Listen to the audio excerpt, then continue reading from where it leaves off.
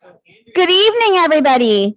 We are about to get started. We are just waiting for one more member to get here. And while we're waiting, I'm just going to introduce our middle school robotics program.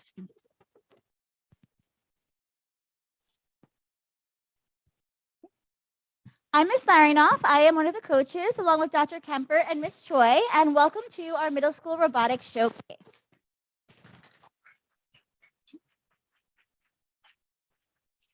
We have 4 teams who have worked very hard since the beginning of September, and some of them even came in at the end of August to get prepared. And they have been working on all the different components of LEGO League Robotics. First, LEGO League Robotics isn't just about the robot, it's really encompassing all parts of STEM and really that of problem solving. So for their competition on Sunday, they're evaluated in 4 areas. One of them is robot game.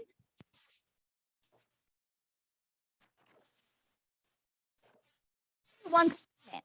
There's also robot design and programming. So that's where they're showing the iterative process through which they design their robot and through which they program the robot. Is their innovation project. And that's really, I think, the highlight of it for many of our teams, which is where they had a task this year, which was to define a problem related to the transportation of cargo. That was this year's prompt, and use technology to solve that problem. And finally, they are also evaluated on their core values, which is how they show that they've done discovery, innovation, impact, inclusion, teamwork, and fun. So all 4 of those areas are equally important for First LEGO League. So our first team is Bionic Dogs. They are a team of 6th graders. So this is their first year. One of our members is joining us from home, so you see him on the screen as well. And in just a moment, I will share their slides and let them take over. So Bionic Bulldogs, if you want to come up.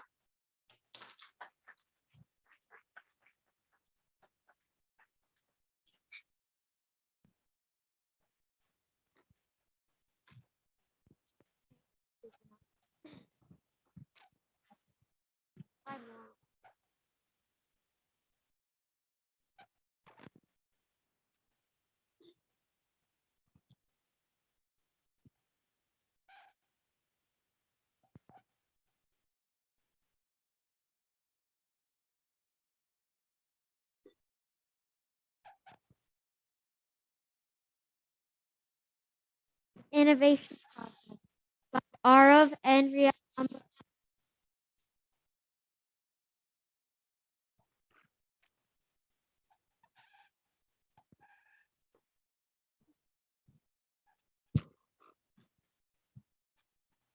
The problem from distraction. When driving on the road, majority of people use phones. Using phones while driving isn't necessarily good, except when it's being used for navigation or other things to help them get across the road. The problem with people using phones while driving is that it has an impact on the amount of road crashes that happen. A car crash can not only hurt the people inside the car, but also people in front of them and behind. Not to mention, it can damage the car. When the car gets damaged, anything inside is likely to get damaged as well. If the package that is being transported is damaged, it will need to be compensated with something else, and the customer may not be happy. Car crashes can create bad traffic problems, which leads to inefficiency while transporting.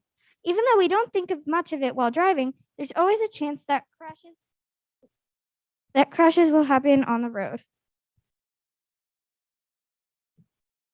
Here are some problems we brainstormed on Padlet.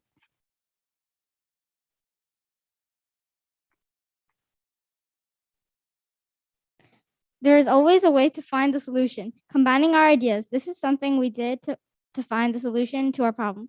As we were coming up with ideas, each one of us came up with some ideas for a solution. Ideas we had before we designed our pod, we had to come up with some ideas. Some of the ideas we had were a glass screen in the car to protect the phone from any damage and keep it inside the pod and charging. And to keep it also, if you were to look at your phone, it would remind the driver that probably not to use your phone unless you're like using it for text or emergency.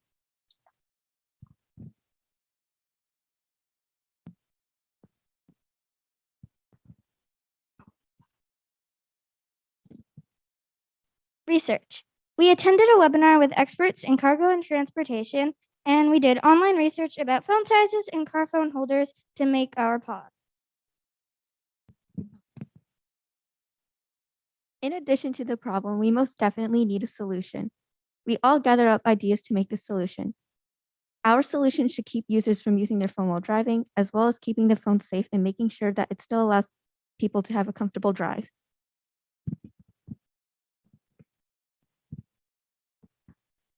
We all put in a lot of effort to create our prototypes and models so far. We worked together to create cardboard models. We had to saw the wood, glue it together, and test the piece. We also got feedback and we improved it. For our final model, we're using a 3D printer to make it. We want our innovation project to really make driving more safe and efficient. We bonded with our teammates while making the innovation project, and we grew as a team as we listened to the feedback.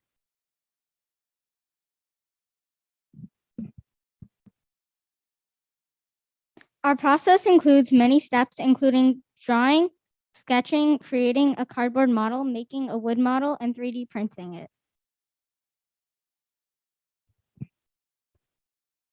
We met with the shipping and inventory manager of Pepper Ridge Farm, Timothy Dewar, to get feedback on our project.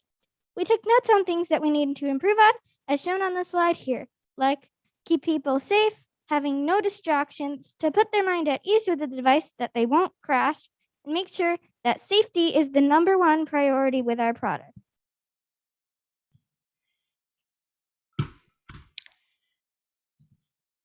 The first time we tried creating the 3D prototype of the self-service pod, it didn't work. We were able to learn that not everything works the way we wanted to the first time around, and we have to problem solve to try and figure out what was causing it to fail. But we believe that the logo was messing up the 3D print, so the next time around we removed the logo, and it worked. Our final solution for the self-service pod included features that we felt were important to the driver and made it as safe as possible. With all phones, it is important to be able to charge it so one can use it. Therefore, we added a wireless charger so the driver could charge their phone at any time.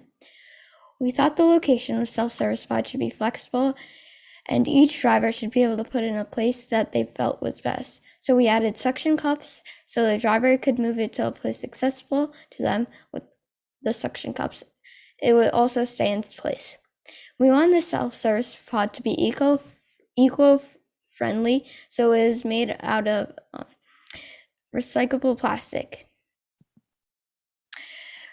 We made it as an oval shape so it could absorb shock if the car was to crash. The self-service pod needed to be able to stop the car if the phone is out. So if the phone is moved out of the pod, the car will turn off. But our current prototype doesn't do that yet.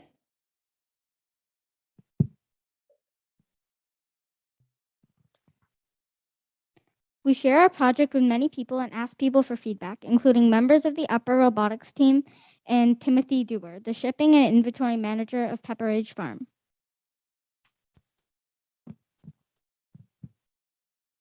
Our teamwork and determination towards our work took a lot of effort. We had a lot of problems along the way with not only programming and building the robot, but also with our team members deciding on ideas and communicating nicely. We often got into arguments about small things like picking the color of our team shirt, and we took a long time to figure it out. Eventually, we were able to work together.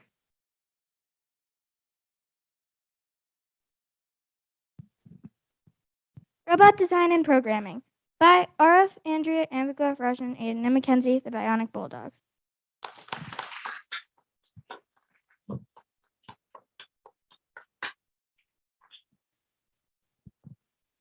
Our goal is to get 170 to 200 points, get closer as a team, and impress the judges.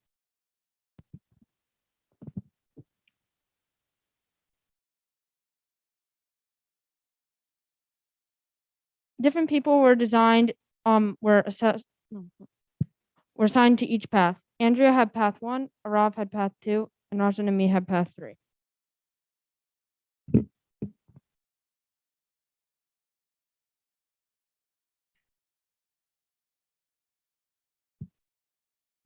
The second robot was a duplicate of the first and was necessary for practicing all of our missions. We all helped build along the way.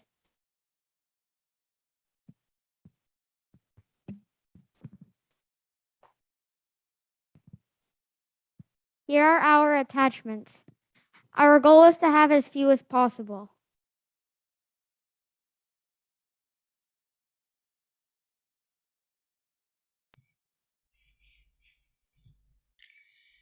We split up our roles to complete the project as a team. Andrea, Amka, and Mackenzie were assigned to Path 1, Arv was assigned to Path 2, and Aiden and I were assigned to Path 3 and 4.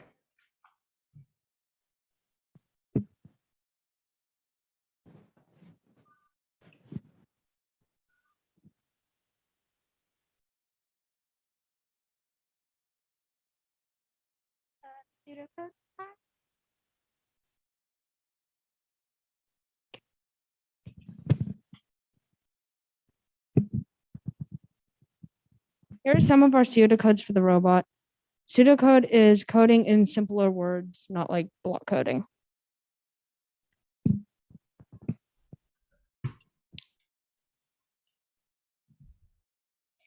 Coding the missions was challenging. We would write the code and try it out. When we tried it out, it didn't always work, and we needed to review the code to determine where the error was to fix it. Our hard work paid off in the end when we got the code to work. Thank you for listening to our presentation.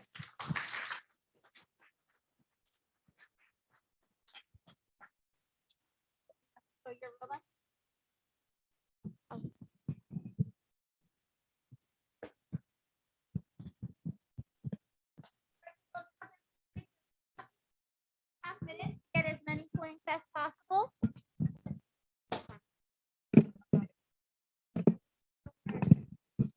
So Mr. Shaw, if you can maybe direct the camera to here.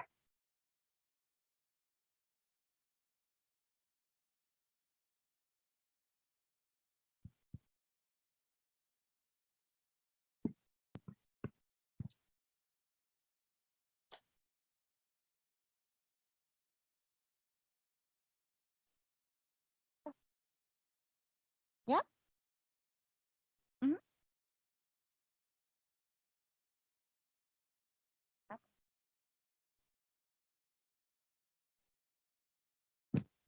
Right now, we're currently trying to get the cargo out of a back of a plane and make sure it gets fully out of the plane.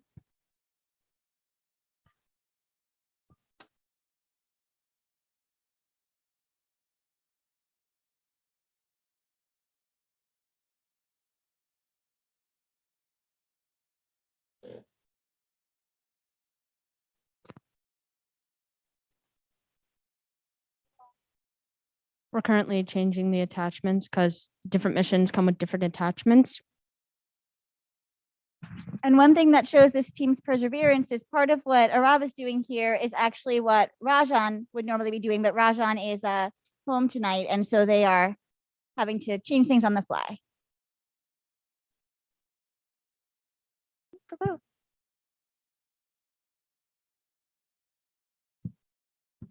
You want to ask Rajan to tell you what you for this one? For this mission, we're trying to get the cargo into the this circle in the center, and that's our innovation model. So we're going to move the innovation model, our Lego model of an innovation model, to a circle, and then we're going to try and knock down those 2 bridges. Then we're going to try and unload the crane.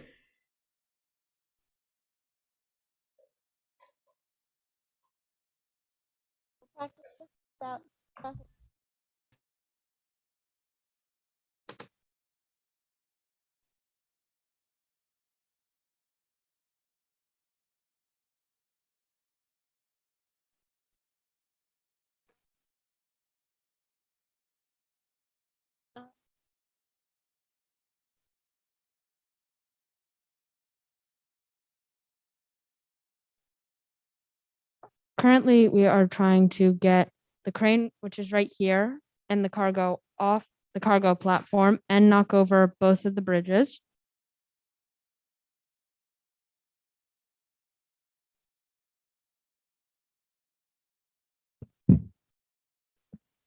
So if this were the competition, that's okay. Had a little bit of a challenge with Rosh.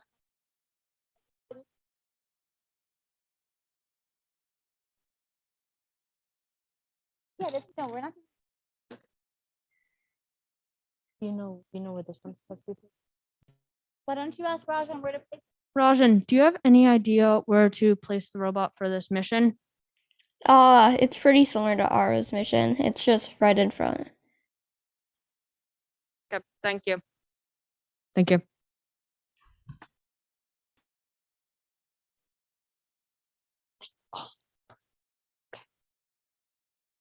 Now, other teams, we're going to keep it 2.5 minutes for the run, but because they have an extenuating circumstance, then this is not for judge, just for family. We are letting them go over the time of the. For now, we're currently trying to get to the helicopter. We push the lever that is supposed to drop cargo from the helicopter. Usually, it'll drop right off the table and isn't attached to a hook. All right. Well done.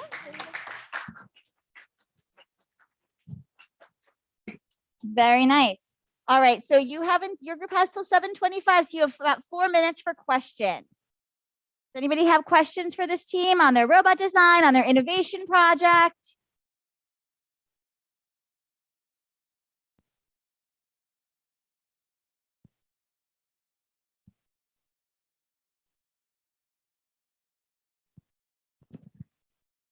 So how long did it take you guys to figure out the coding that you needed to do?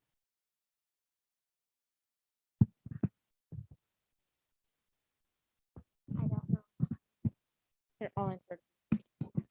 The coding took about probably, would you say 2 weeks? A few weeks, yeah, definitely probably a few weeks, maybe 2.5, 3 weeks. Any other questions?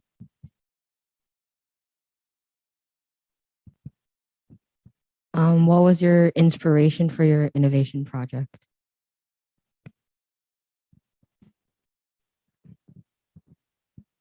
Our inspiration, I think, was we had a webinar with Timothy Dewar. We watched that and we were inspired by that to create our own product to solve crashes on the road.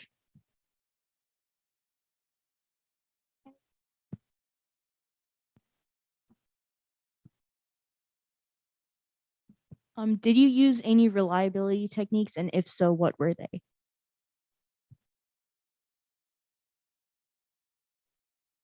Reliability.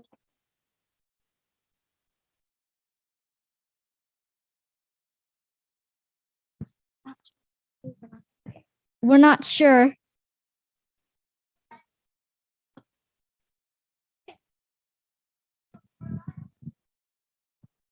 We use sensors and the gyro sensor which is in this hub. We also, I think there was a pre-written code for each of the missions. So we relied on that a bit. Any other questions?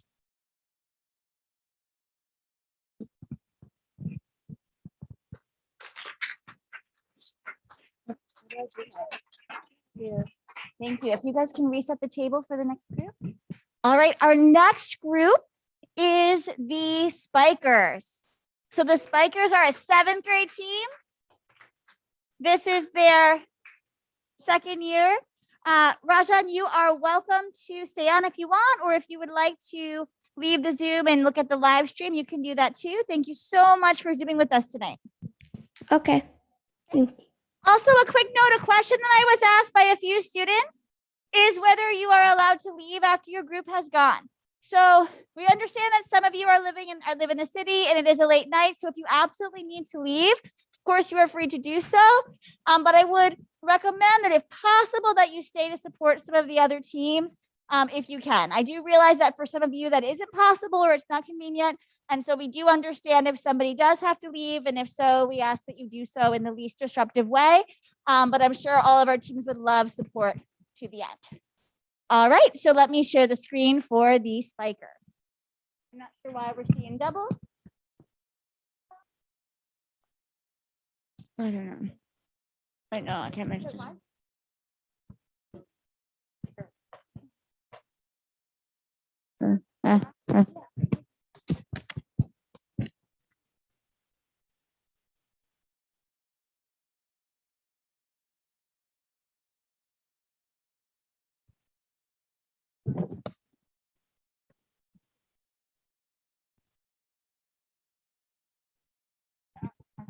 I'm not on the chat right now.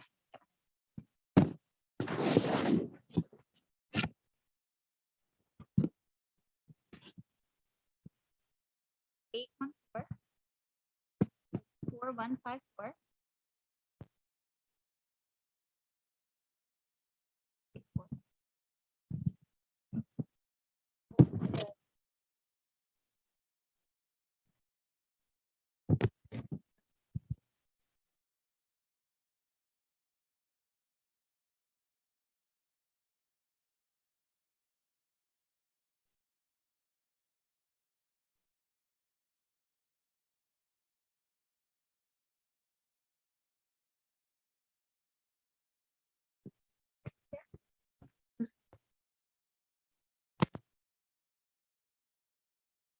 Sorry for the delay. This team decided they wanted to share their own slides, and so they are going to do so.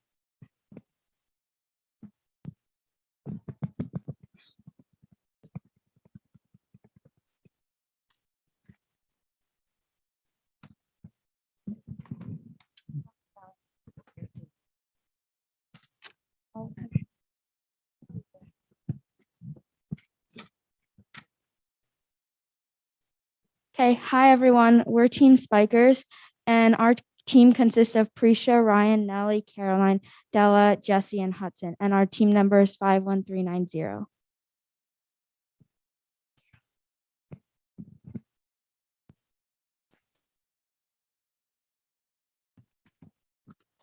So this drawing is the original logo that everyone contributed to. So when I was first sketching the idea, everyone was throwing in ideas. Like some people said add gears, some people said add a light bulb. Some people said add the spikers on top of the light bulb. So I combined everyone's ideas and eventually got our logo, which has our team.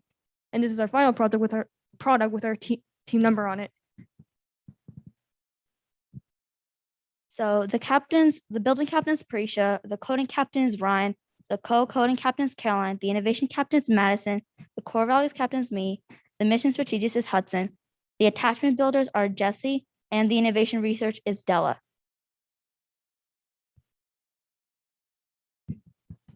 So when we started our season, we wanted to make sure that we were being as productive as possible. So we started to do something called the weekly progress.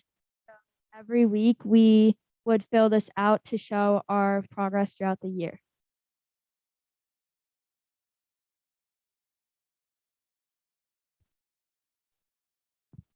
So basically our problem for our packages were like they were getting lost in mail and shipping centers. Our goal this year was to ensure that important packages would not be getting lost. The team has noticed that a lot of packages have also been going missing. For example, Ryan, our team member, was supposed to mail a package for Cubes in Space to NASA, but then it got lost. And so after a month, they still have not found it. This is one of our examples of getting packages lost. At the beginning of our season, we made a Padlet that everyone could brainstorm ideas on. Everyone contributed, and we discussed as a team before selecting our problem. Then we brainstormed solutions and details on how our innovation project could work. Everyone came up with great ideas, but we ultimately decided on using a tracker as the key of our project. We used the weekly work plan we showed earlier to delegate tasks.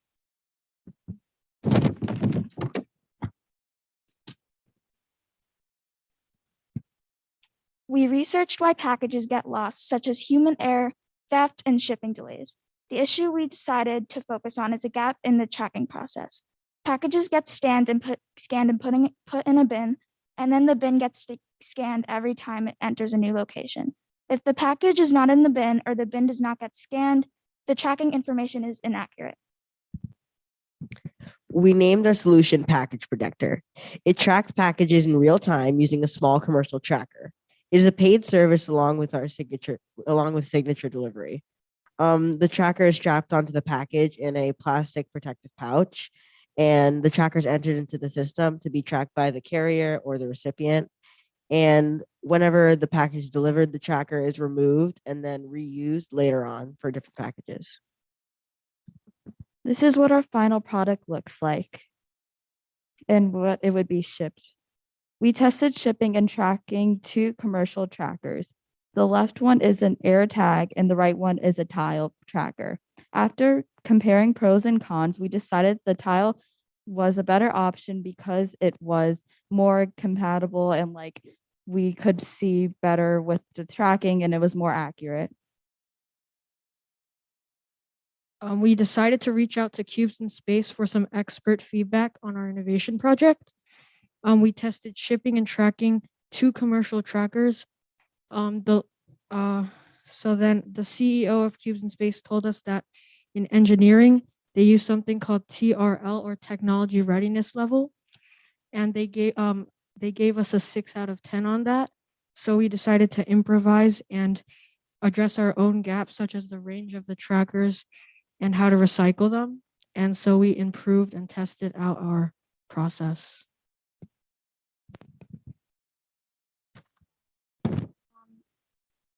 So this is the final. Oh, so this is how basically our tracker would work, and like a small little skit for you guys to see to picture it.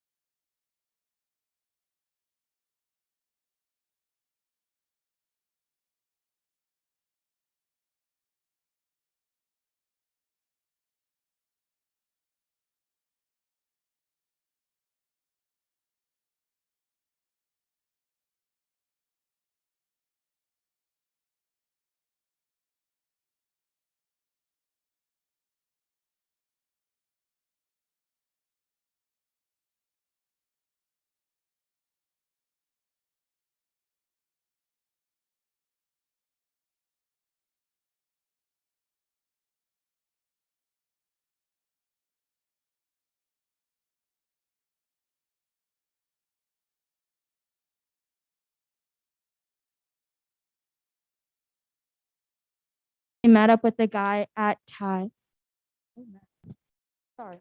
We met up at the guy with Tile, and he said that like we were already like solving their solution, because basically the person that we met with Cubes in Space, they said that the biggest issue is how do you transfer the tile from one person to another, since it's like with your phone. So they said that tile is, it's like a issue in their own company that they're trying to solve, to make new tiles that are like easily disposable or like one-time use, and that it's better for the environment, because the ones that they make now, it's like you use it for a long time, and like if you just throw them out, producing it itself is not that great for the environment. So they want to make eco-friendly ones that you can dispose, especially for shipping. So it's kind of like they're going to solve our problem that we got from people that we met up.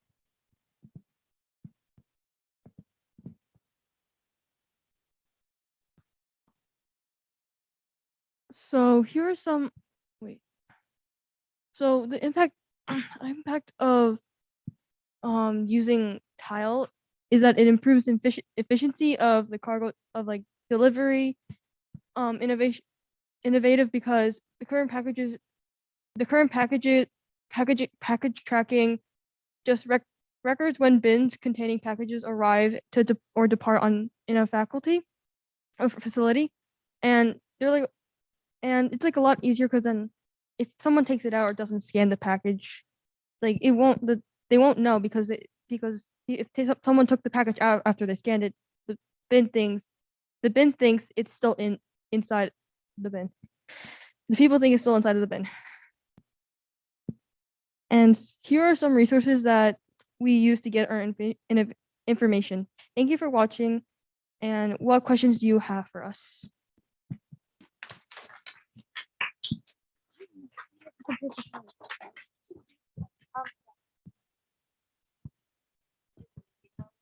Yeah.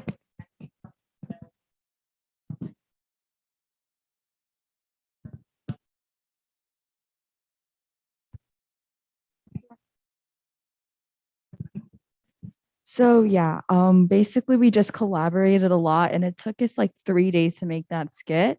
And so when we were making that, we were just like collaborating, like most of us in our team were in the skit, like only 3 of us were not in it. So we did use teamwork with our skit and we did collaborate a lot with our ideas about the skit.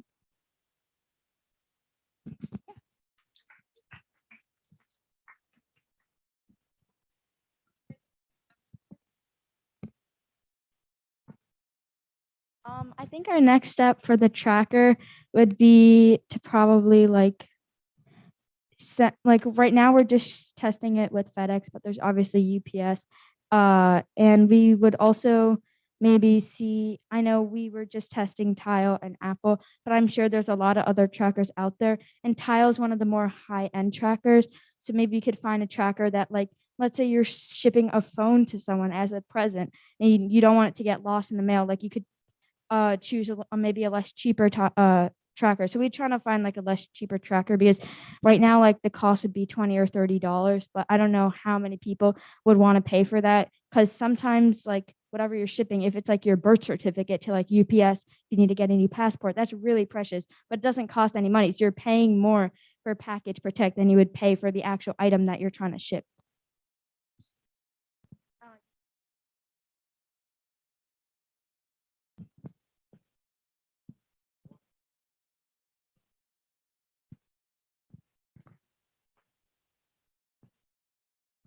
Okay, I guess I'll also answer this.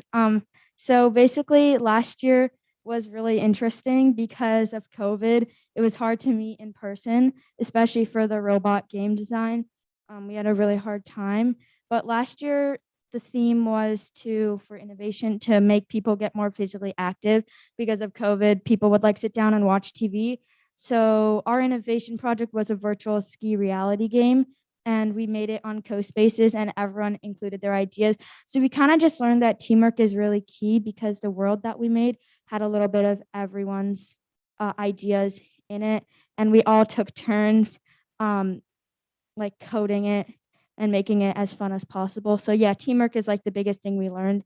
And don't procrastinate because we left a lot of things for the end. I mean, we did do okay, but we could have done it a little bit earlier in the year. So yeah.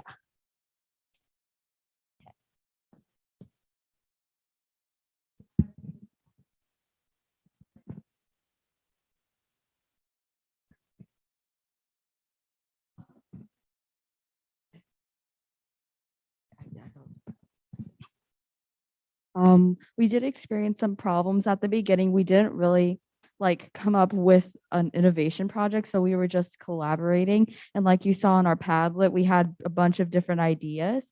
So some of us had a meeting about what we would do for our innovation project.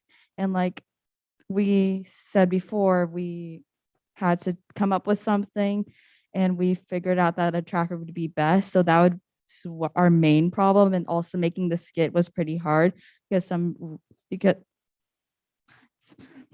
because sometimes we would have to redo some scenes and it was just a little bit difficult, but we got through it and we did a pretty good job. So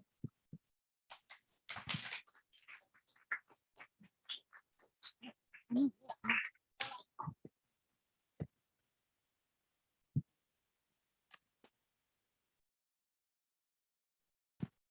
So, our mission strategy is a quantity. Basically, we want to complete as many missions as possible. Many missions as possible. The hard ones to be done after we can complete all like the easy ones. Because if we can get the easy ones, we rack up easier points, and if we have the time, we might as well go for the harder ones that give us more points. And so there are like the amount of hard missions is not the same amount as the amount of easy missions, and if you tally it all up, the easy missions will give us a big boost, and if we happen to complete the easy missions faster, we would do the hard missions. We would we also chose to use like the same attachment, try to see if one attachment can be used for two different, if they're similar and two different attachments are similar enough that one of them can be used to do both of the run missions. And we want, another part is reliability. We don't want to be running around across the board doing all sorts of missions and having a 50% chance whether or not they work. We want to make sure that our missions actually are reliable and they go and they complete the tasks so that we make the most points and make everything as efficient as possible, really. Here's a brief timeline of our attachments.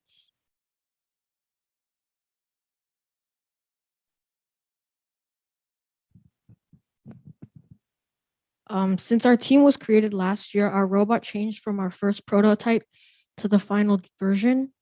We experimented with different designs to see which would be the most efficient to do as many mission models as we could.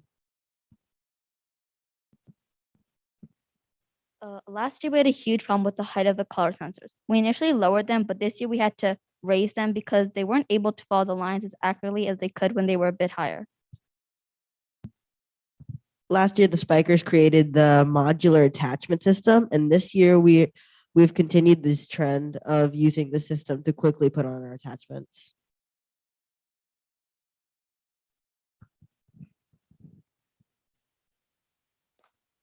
Okay, so throughout the weeks of coding, many of our codes got better and more accurate over the days. An example of this is the line following code. On the FFL website, there's a tutorial on how to do line following. However, you have to alter or adjust to allow it to work on your own robot. Here are some final codes for the missions that we are doing. So these were some other separate codes that I created in the beginning of the year to get just one mission done. But while they were successful, I had to edit basically a lot of these codes to just merge into one run so we can be much more efficient and we would waste less time. And these codes are now final, and I'm still in progress in the journey back to home for the robot, but it is basically, it's considered done.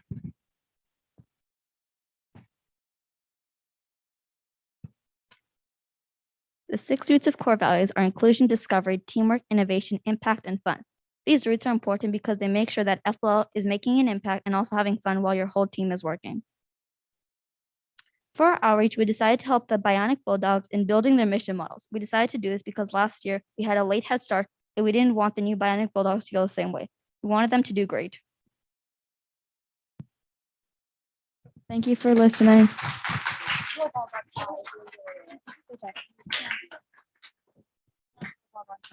Okay, so now we're gonna do our robot run. Oh, but we'll do questions first. Sorry. Yeah, Leo.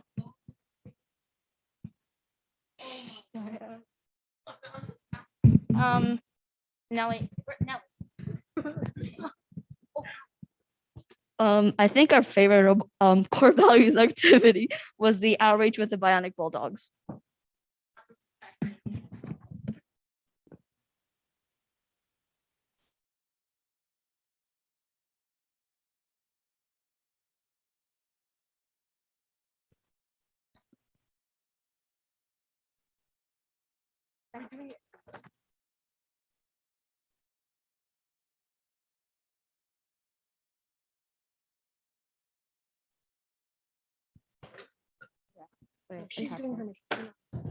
Okay, so really quickly before we start, do you see these black frames right here in the thing up there? That's like our modular attachment system, and it clicks really good with the pink frames.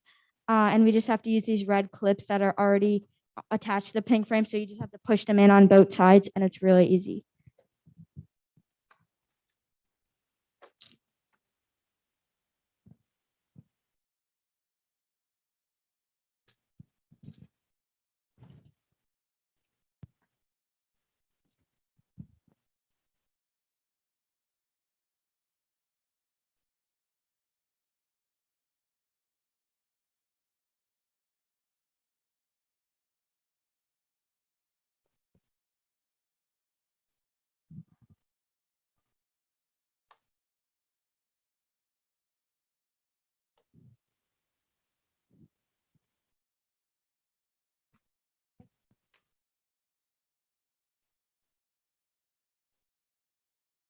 So first we latched the platooning truck onto the bridge so it's out of the way for our other mission.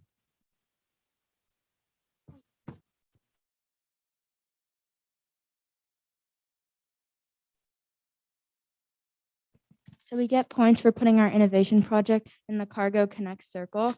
And we also get points for putting the package from the helicopter.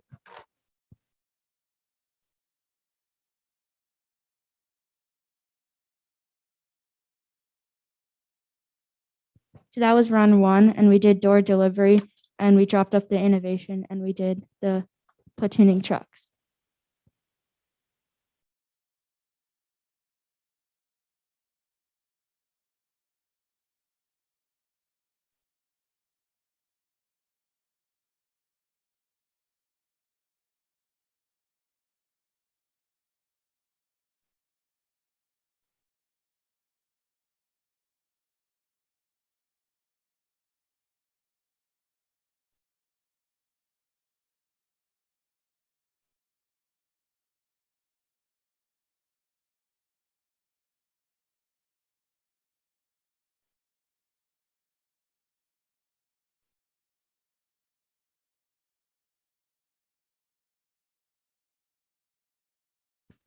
We could just use this for comedy effects.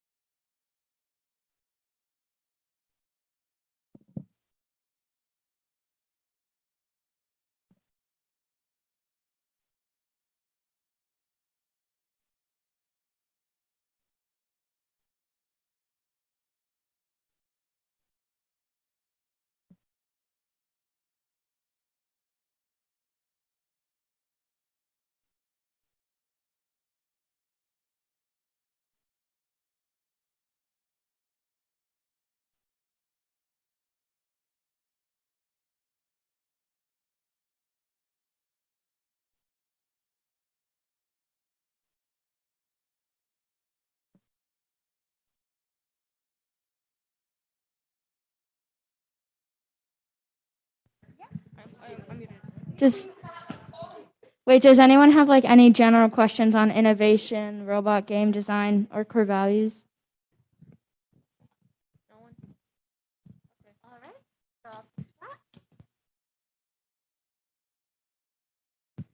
Thank you very much, Spikers. Right. Our next team is Supernova. And Spikers, if you could just reset the table here for the next group. Am I going to share the slide? Jason, was Lara sharing the slide? Yeah. Yeah.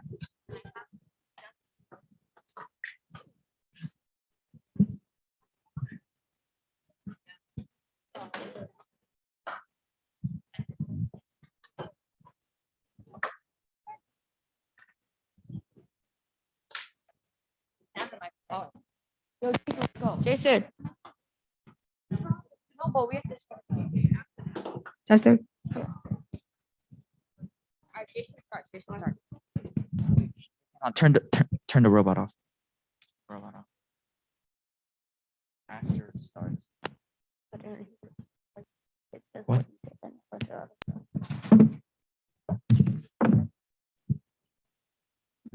It's still starting. I don't want to waste that.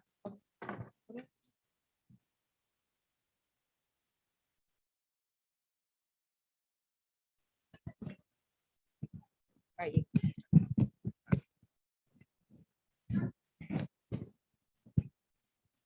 All right. So hi, we're Supernova and Team 51389. My name's Jason, and I'm captain of build. And then I did mostly general stuff like robot and programming and build. And I'm also the captain. And I did this is my second year of doing FLO. Hi, my name is Gabe. I mostly worked on our innovation project.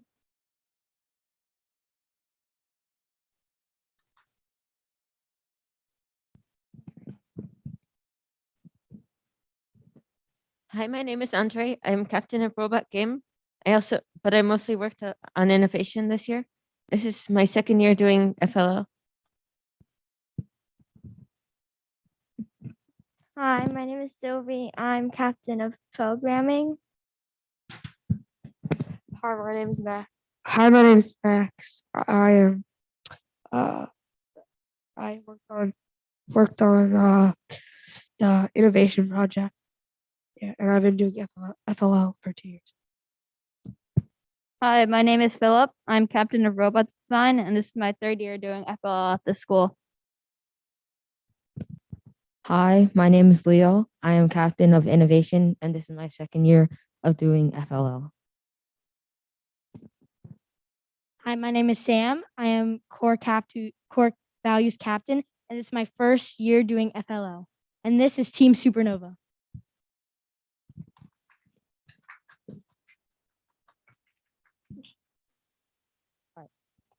So before we start our innovation project, I just want some crowd participation. Wait, what? Can you go back? All right. So I need some crowd participation. I'm just gonna ask a very simple question to you guys, and it's if a car and a truck collided on like the highway or the freeway, whose fault is it? Generally, can I have them raise their hands? Okay, so who thinks it's the truck's fault? Okay. Who thinks it's the car's fault? Okay. So we have like a pretty even number, but this question will drive our innovation project. So, yeah. Okay, no pun intended, but pun intended. All right, so this is our problem statement. In the aftermath of a car truck accident, people are quick to assume that it is the truck's fault. But this is not always the case. Since truck safety is an important issue, we have to educate and remind car drivers the importance of truck safety.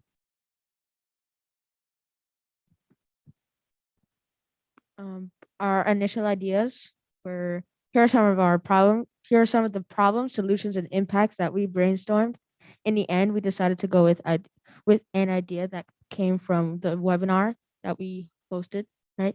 Okay, yeah. Creating a PSA on truck safety.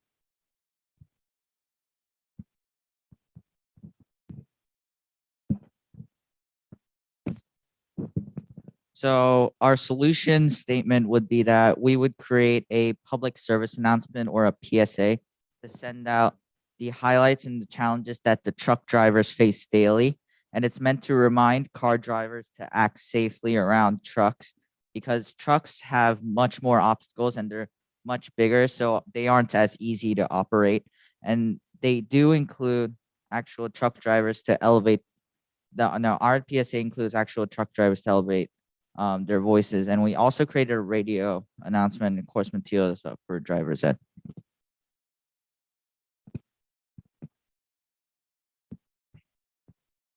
Here are brainstorming ideas for the PSA script. We identified problems like that the trucks take longer to stop, the truck's rear mirrors operate differently than a car's mirrors, and that trucks are slower in general and more clumsy. And lots of these factors contribute to lots of truck accidents happening at night. Research. Mr. Petkiss, a research librarian at our school, helped us learn how to search up keywords and become better researchers. We used Google, government websites, and ProQuest Library for our research. We also talked to, learned from, and recorded experts' information. Okay, so working with experts for the PSA, we worked with Ms. Tausner, the director of communication, and for production tips, and we worked with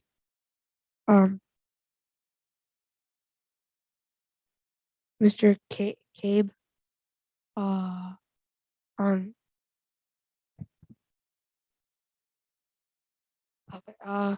Mr. Daly, writer, editing our script, Mr. Clementowski, video editor, helped us record and edit our video, and Mr. McCabe, videographer, gave us tips about recording.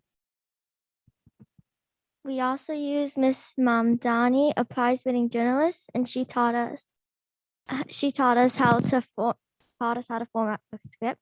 We had Tony Rainey, a cargo truck driver, and Camila Johnson, a semi-truck and school bus driver. So for outreach and core petition, we hosted a webinar. Some of you attended, and this is an image of our invitation.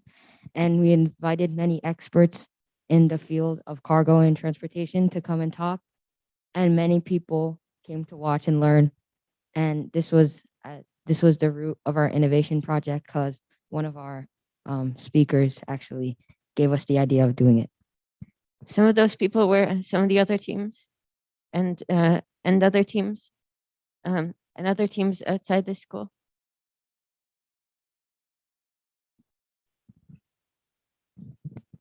Final product. Finalize the script with Mrs. Tausner, Miss Danny, and Mr. Daly. Zoomed with experts to get footage and elevate their voices, and added sound effects, stock photos, and stock footage videos with Mr. Clementowski. We had our team members record their voiceovers. We edited the entire video. We received faculty feedback from our school and improved our video from that. So this what you've all been waiting for. It's our PSA video. And fun fact, it's actually 1 minute on the dot. Very proud of that.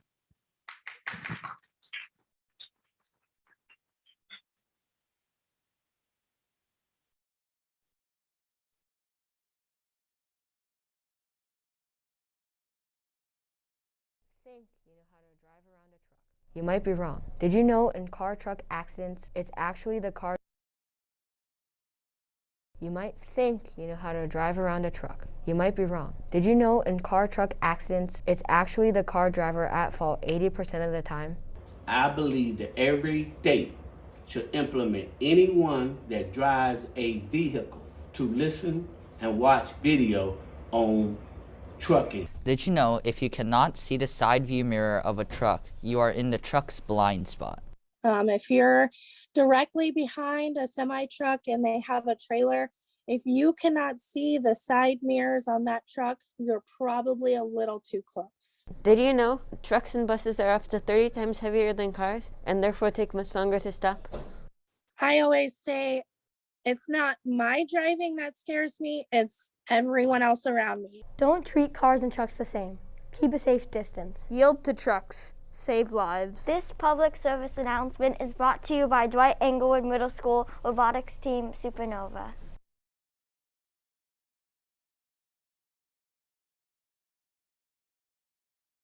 You might think you know how to drive around a truck. You might be wrong. Did you know?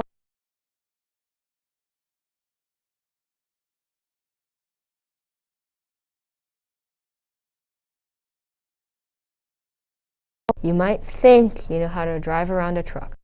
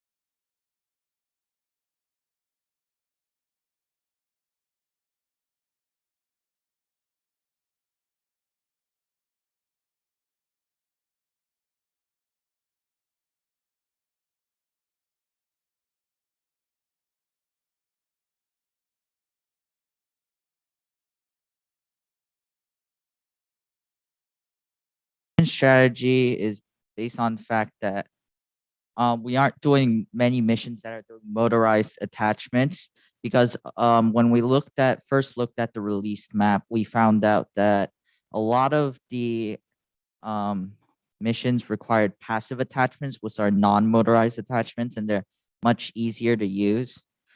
And for the rest, so we only used one motorized attachment, which is an arm, like an arm going up and down, but the other ones we used passive attachments. This is the map of our pathways. So so the different colored lines on the map are our initial planned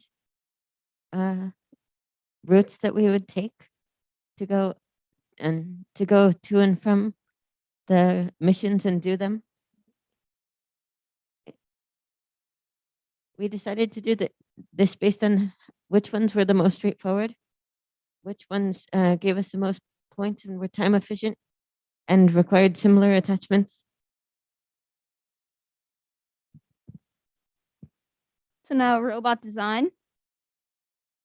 So we started off with a robot that someone made on our team and made modifications to it.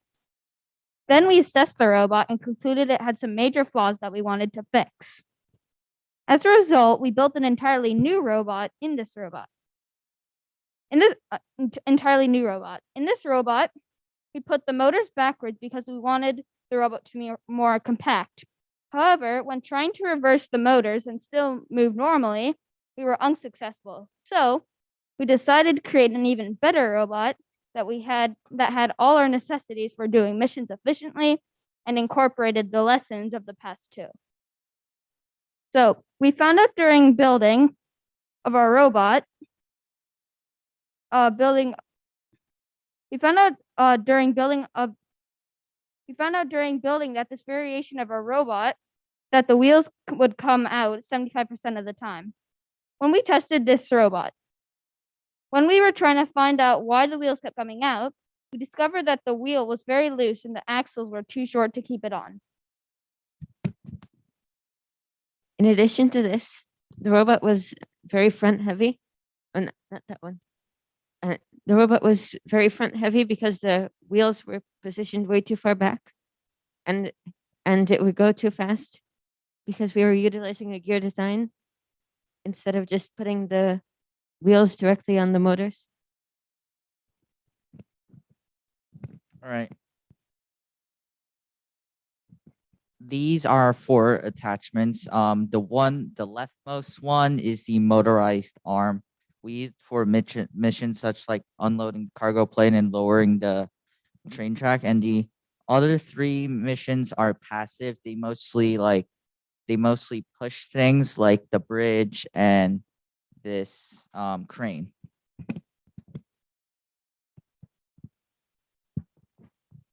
Robot programming. The most reliable codes are gyro straight codes and color sensor codes. Gyro straight uses the gyro sensor to go straight at all times, no matter what.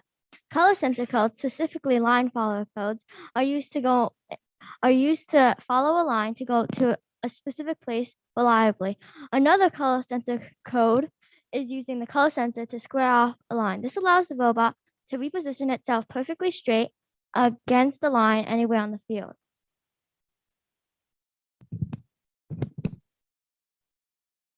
So these are example of some of our codes. So the leftmost one is one of the codes for squaring off the line. The second one is I'll explain the third one. The third one is our line following algorithm where we created there's this function in Scratch where you're allowed to create a block and it makes things much easier instead of copy and pasting. So we did that and it helped improve our reliability in codes much more. So the second one, I believe, is the crane mission, and the one in the center is the rightmost one is the cargo unloading.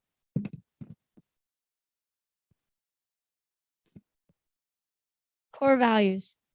Our team strives to achieve the core values, which are teamwork, discovery, innovation, impact, inclusiveness, and most importantly, fun.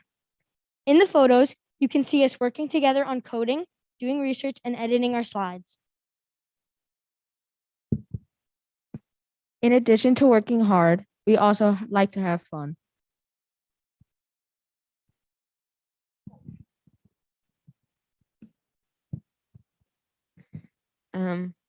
Together as a team, we've grown to become better friends and learned to help each other more. For example, here we can, no, not that one. For example, on the right picture, you can see us decorating pumpkins together as part of an event at the library.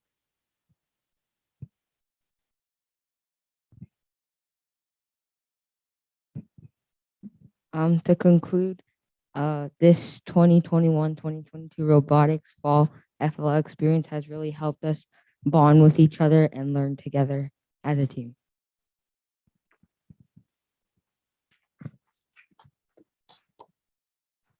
Thank you. Thank you for listening. We also need like a couple of minutes to we need to set up our code. You guys got any questions? Questions? Okay. How many car accidents are there?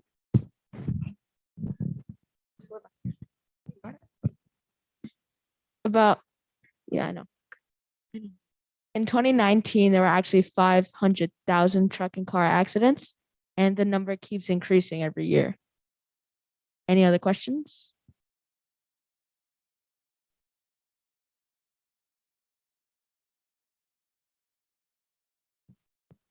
Yeah, sure. Appreciate. Cars and trucks like collide more than others? Like, is it like just a thing that some states need to pay attention to? Yeah, like it does New Jersey, like, does it vary between state?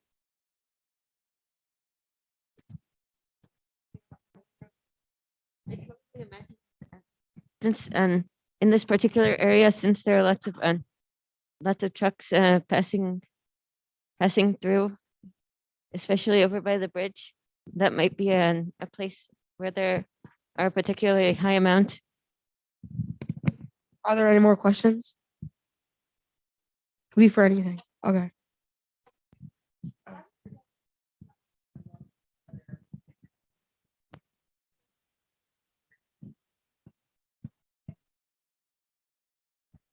Well, we just kind of do what we want. I mean,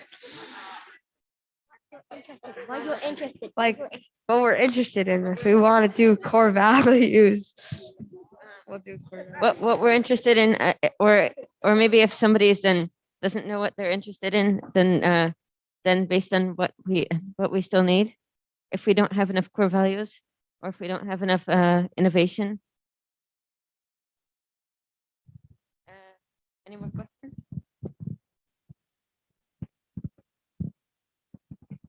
Could be for anything.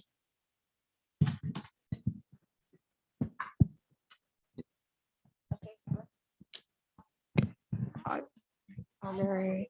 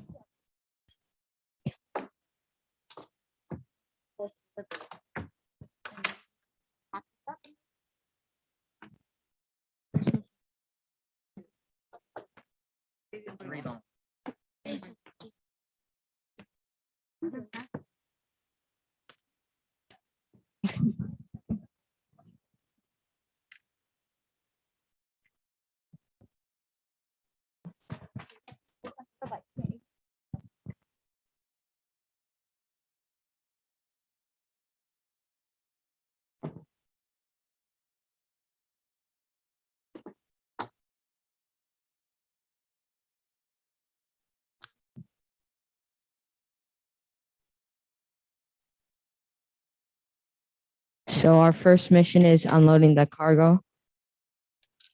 And then along with it, you just like put the things in the box. Wait, what's the name?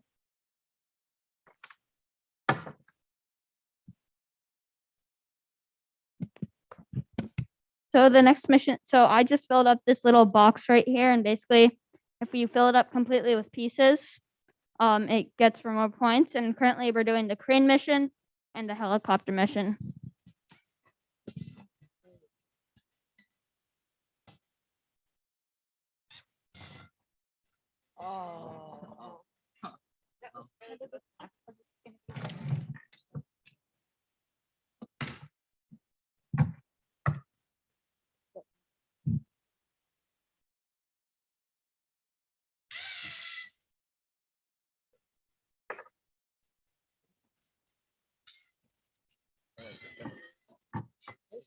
Cargo on. Oh my God.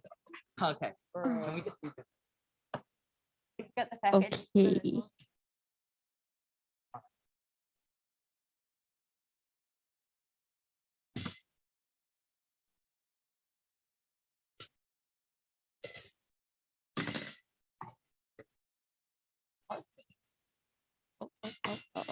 It's stuck.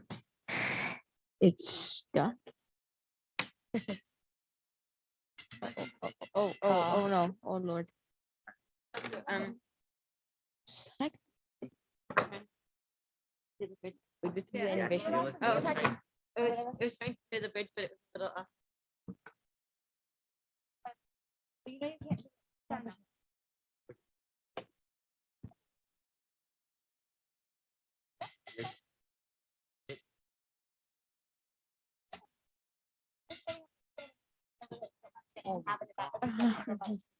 Oh.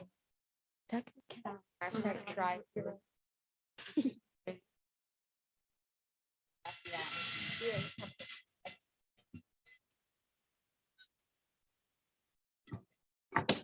Oh, wow. Hey. Okay.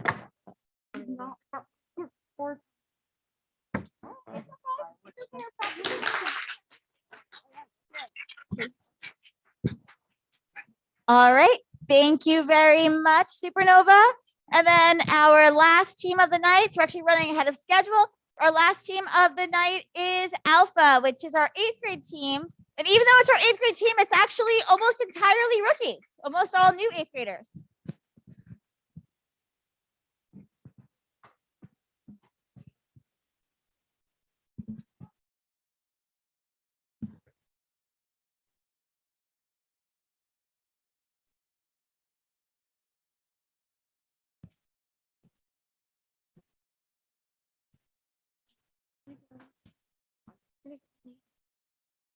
Introduction. I'm just gonna.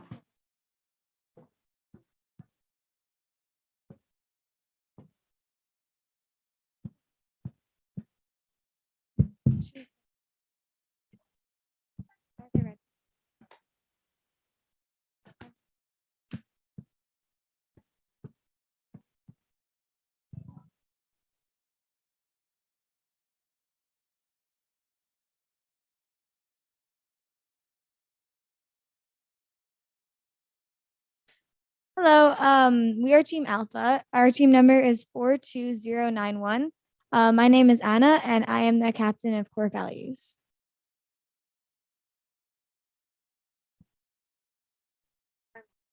I'm Tommy.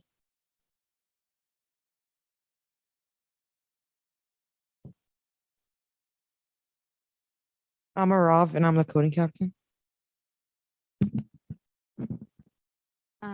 So first we're going to be talking about our innovation project.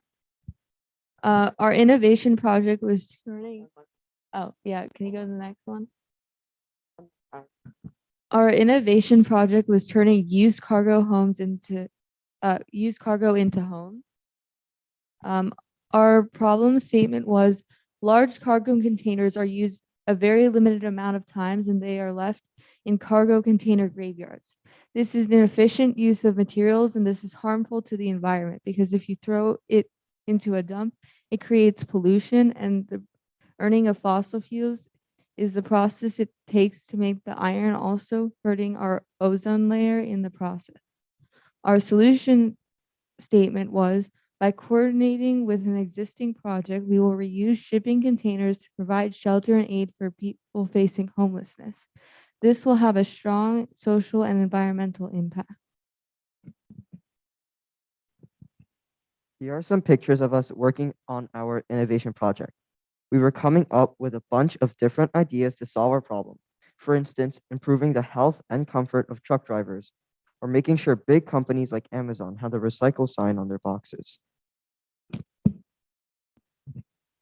The Newark Hope Village was an organization that was doing a very similar project and was very close to our home. Newark Hope Village is a safe haven for homeless people, and they created a community built with cargo containers, which is nearly identical to our original idea.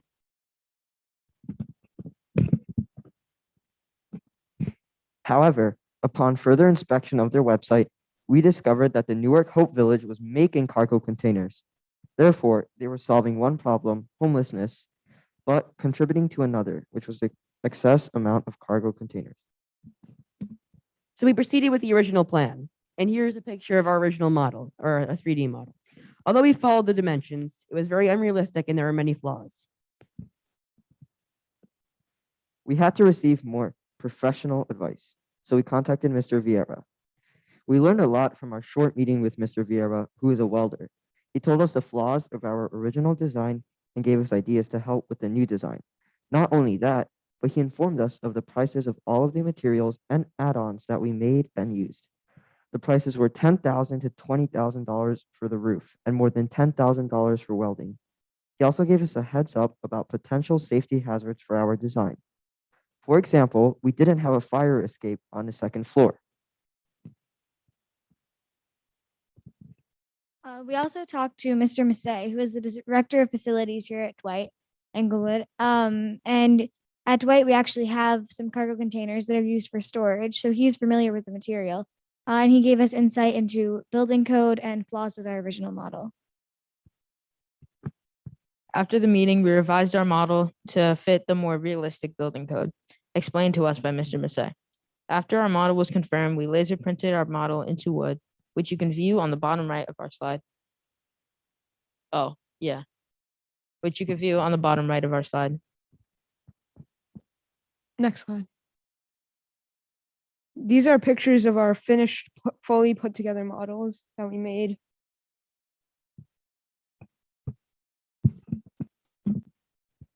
So after we revised our model of our cargo container, we reached out to the director of the Newark Hope Village, which was the organization that had a very similar project to ours. And her name is Sakina Hoyt. And we asked her some questions. So first we asked, why did you decide to manufacture cargo containers rather than reusing old cargo containers in terms of sustainability? She told us that she and her team had a 90-day time limit to get their project done. So their instant response was to just manufacture and get a vendor to make them cargo containers rather than reusing for sustainability. We then asked a follow-up question about her considering using reused cargo containers rather than manufacturing containers. And she told us she'd definitely consider it and that they were already making sustainable, earth-friendly pods rather than cargo containers. And then after that, we asked why she started the project in general, and she responded that many of the already existing shelters didn't really go deep into helping those who were chronically homeless or who had physical and mental disabilities. So in the future, we're also planning to help their organization in sustainability for their unfinished communities.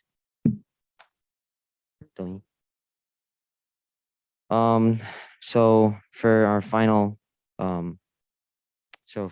thing in innovation, we're also planning to meet with the mayor of Patterson to try and put our project in a place with high level of homelessness.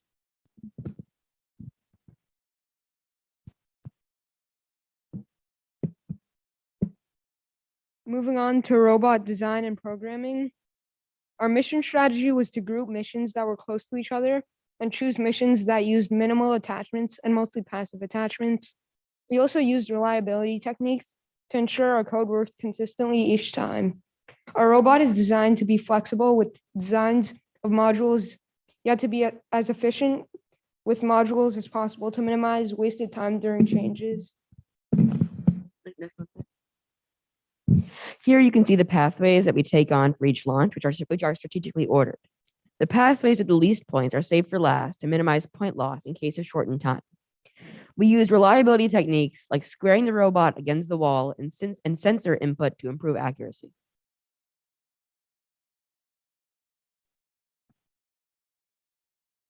So for our work plan, so we decided to split up into several groups just to cover more, I guess, ground as we worked on our project. So there was so everyone learned the basics of building and coding, and we split into two teams for building, just to really I guess allow like everyone's ideas to like meld into the project. When we were testing and improving the robot, we were testing out like each robot's limitations, what it could and couldn't do, and we were just kind of getting a feel for its capabilities, so we know what to really choose for our final robot design.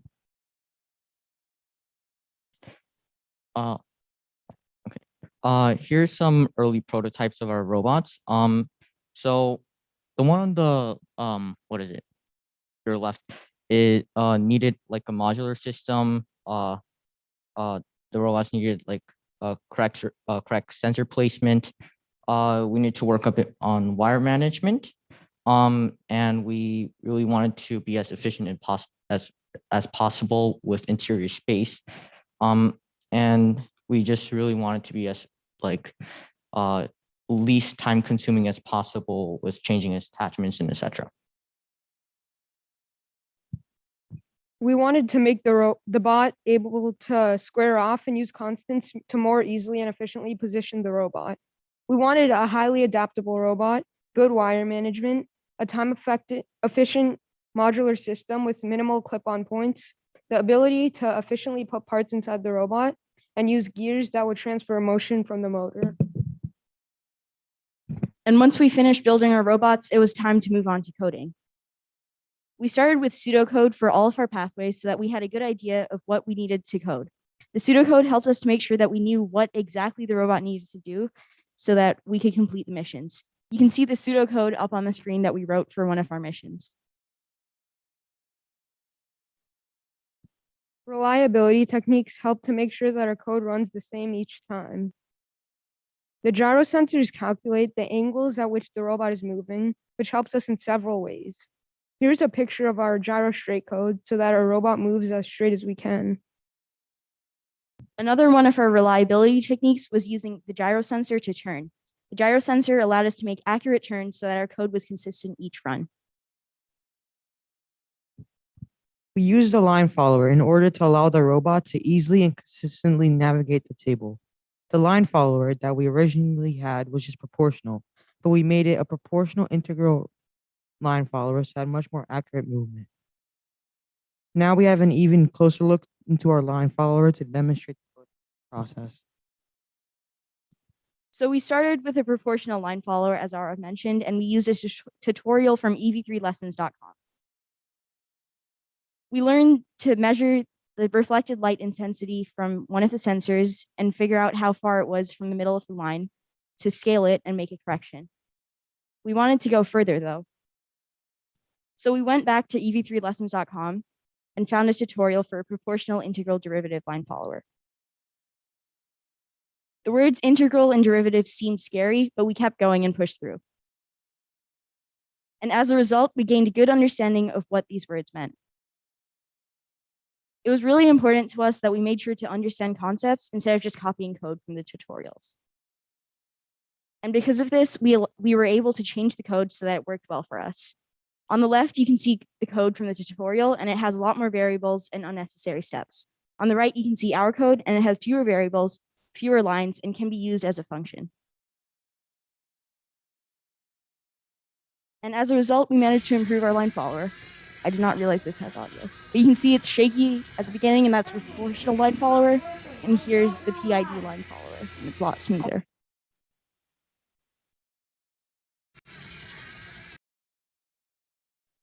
The two similar attachments are used in many functions, such as pushing, pulling, lifting, or lowering. This matches our mission strategy of grouping similar missions to use the same attachments. The larger one is used to carry larger objects, and smaller one is used to carry things with more precision. In core values, we worked together to make sure that we completed what we needed to. We were nice to each other, and when we had conflict, we worked together and talked it out to help resolve our conflict. We discovered more about cargo containers, building and coding, and overall work together. We had an all-day build day in September. Everyone learned how to build and code, and we also focused on core values and team bonding, including a game of football. On the next side, you can see a lot of them are pictures of me, but there's like us having fun. We did pumpkin decorating, and the left you can see our football game. There's just we also, you could see how we were inclusive. At the top are the core values, and I think these pictures demonstrate. Thank you for listening. And now we're gonna go on to our robot game. Oh yeah, does anyone have any questions?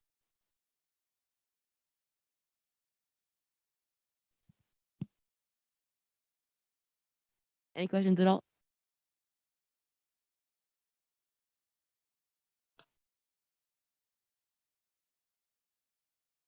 How did you guys learn and use the derivative for your robot? Okay, so we used a tutorial from ev3lessons.com. And the way it works is we have three components: a proportional component, an integral component, and a derivative component. So the proportional component looks at where the sensor is on the table and scales that to make a correction. The integral component looks at what corrections it's made in the past and adds them together and scales that. And the derivative component looks at the changes that it is making and scales that to make a correction. Is it dead? I really hope it's not dead. It is completely dead. Would anyone like to see videos of our robot working?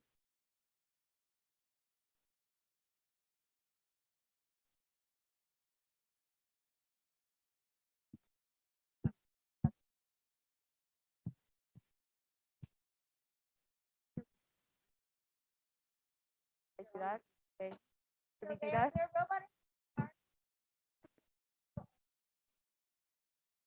Oh, is it? No. Nope. Should I screen share or is it anyone else? Here,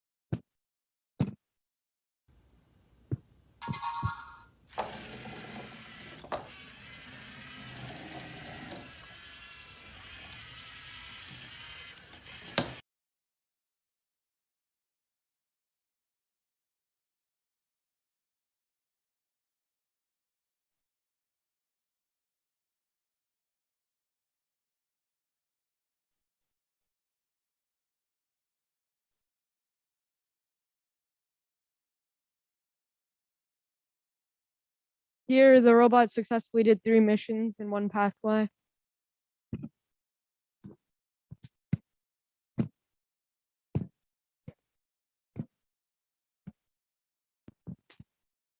Here's another mission.